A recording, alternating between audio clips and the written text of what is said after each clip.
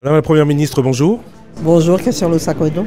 Vous êtes ici à Genève, au Conseil des droits de l'homme. Alors, quelle est la situation des droits de l'homme selon le gouvernement de la République démocratique du Congo, particulièrement à l'est de la RDC?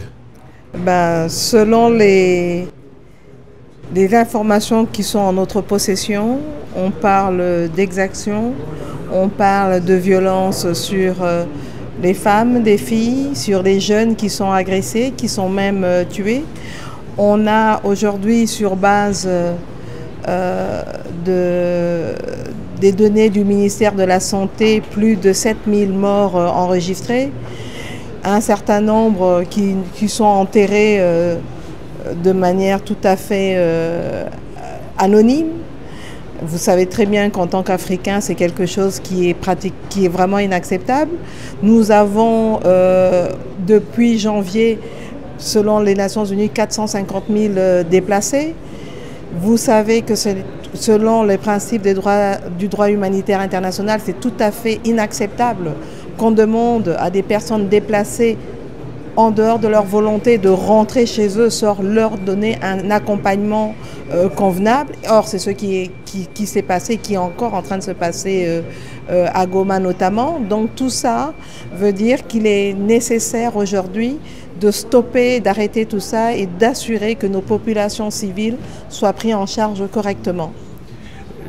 Il y a 2 semaines, ici, une résolution du Conseil des droits de l'homme des Nations Unies a appelé à la mise sur pied d'une enquête.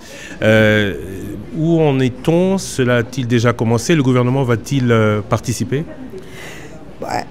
En fait, là, je pense que l'organisation de ces missions d'enquête, nous, le gouvernement, nous avons pris l'engagement de pouvoir accompagner cela. Maintenant, je pense qu'il est important de pouvoir aussi qu'il y ait un accès à ces enquêteurs sur le terrain pour qu'ils puissent mener à bien leur mission. Mais pour ça, il faut vraiment qu'on arrête déjà, qu'il y ait la cessation de feu, qui est, comme on l'a dit, au niveau des différentes résolutions qui ont eu lieu, notamment aussi celle du Conseil de sécurité et aussi d'ailleurs au niveau d'Addis Abeba, le retrait des troupes rwandaises. Nous, en tant que RDC, on reste engagés dans un dialogue, dans un processus de paix à travers notamment le processus de Luanda. Nous acceptons que nous devons faire notre part pour la neutralisation des FDLR, mais il faut absolument que les troupes rwandaises sortent de notre territoire parce qu'ils ont violé l'intégrité de notre territoire et ça, ce n'est pas acceptable.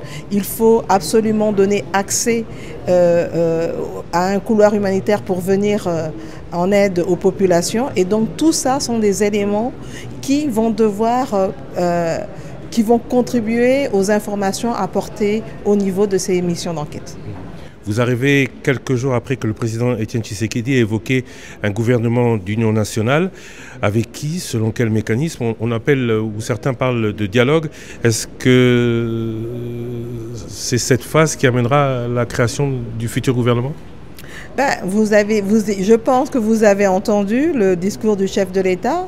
Il a parlé d'une ouverture, qu'il est prêt à aller vers un gouvernement d'union nationale. Donc c'est cette ouverture qui est lancée à tous ceux qui estiment qu'aujourd'hui ne seraient pas prêts à discuter avec le gouvernement actuel.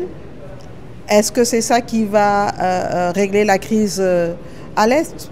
Je ne sais pas, on va voir, mais une chose est sûre, il n'en demeure pas moins que dans cette crise, un des aspects importants, c'est le fait que le Rwanda, avec ses troupes, ont violé l'intégrité territoriale de la RDC. Donc, il y a quand même pas mal de choses aussi à revoir sur cet aspect-là.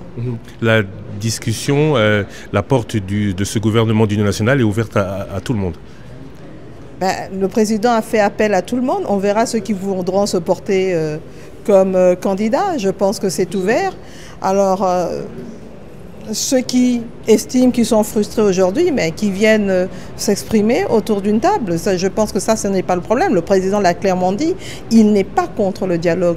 Mais là, aujourd'hui, nous sommes dans une situation qu'il faut régler. Il faut que les troupes rwandaises se retirent du territoire de la République démocratique du Congo. Madame la Première ministre, je vous remercie. Je vous en prie, Monsieur Losakono.